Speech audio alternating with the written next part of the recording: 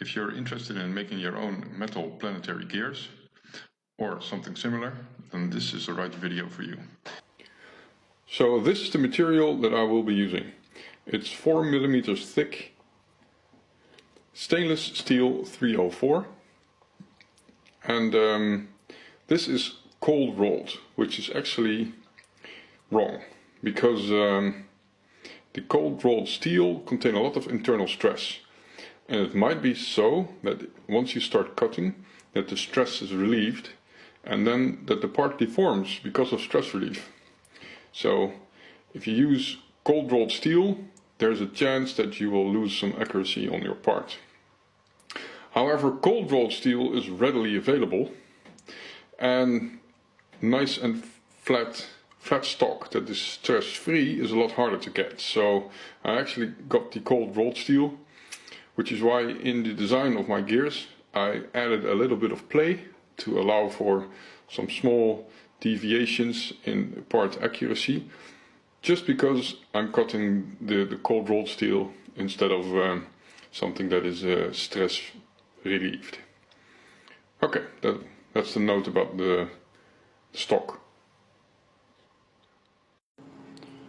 So this is the shop-made wire EDM machine that I'm going to use to cut the planetary gear.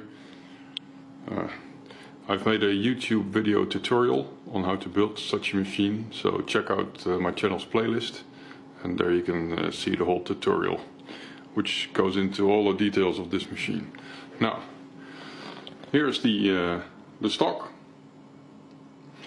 all mounted in the water tank. So now it's time to flood the tank with water and start machining by running a G-code here, and that will start up the arc generator and move the motors in order to cut the workpiece. So let's fill up the tank.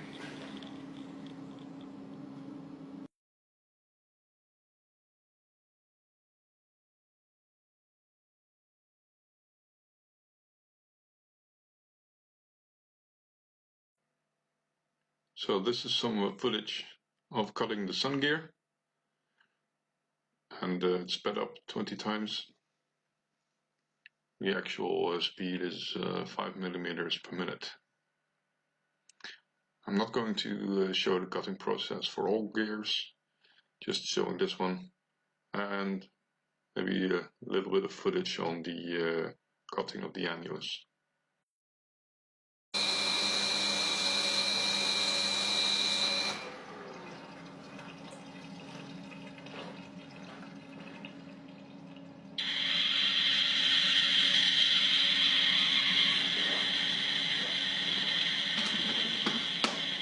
Okay, let's see how it turned out.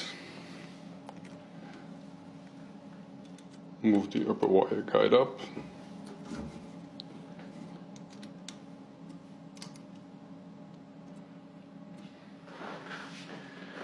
See if I can fish it out. There it is.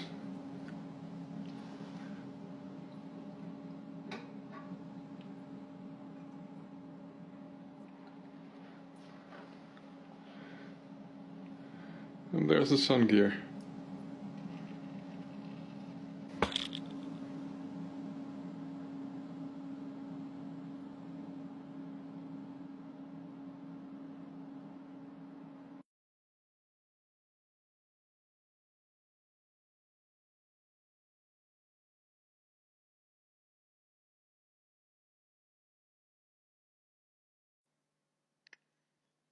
Here I'm making the outside cut of the annulus ring with the same cutting parameters as the other gears.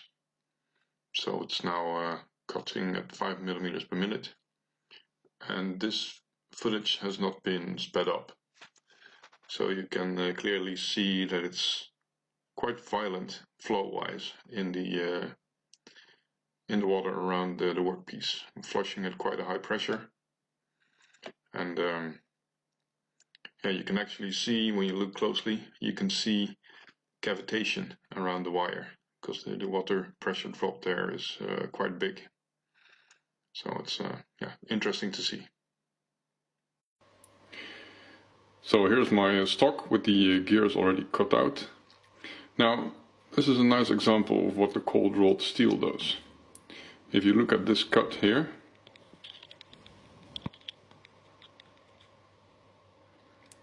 you see that the gap of the cut, so these parts have been cut, as you can see, but the gap, it should fit the wire, but it doesn't.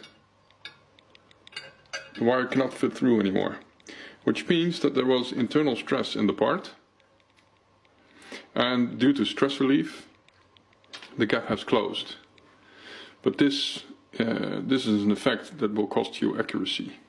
So what I actually should have done, and I did it wrong, was not to cut from the outside into the inside and then start my part. I should have made a starting hole, then thread the wire, and then cut the outside of the part. Because then a lot less stress will be relieved and you will get less deformation. So that's a note to myself. Don't do this again. It's easier, but it will cost you accuracy.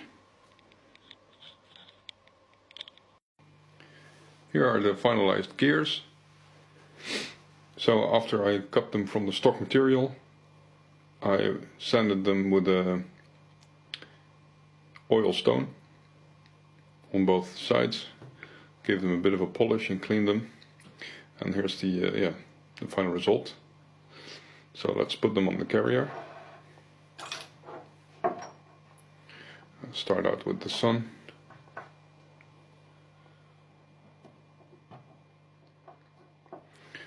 Then the planets.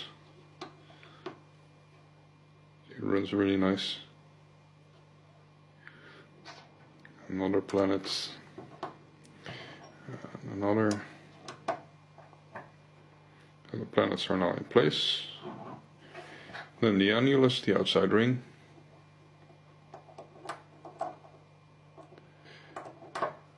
There it is. That's the final result. Hope you enjoyed this video. If so, then you can subscribe to my channel so you won't miss out on future content. Thanks for watching.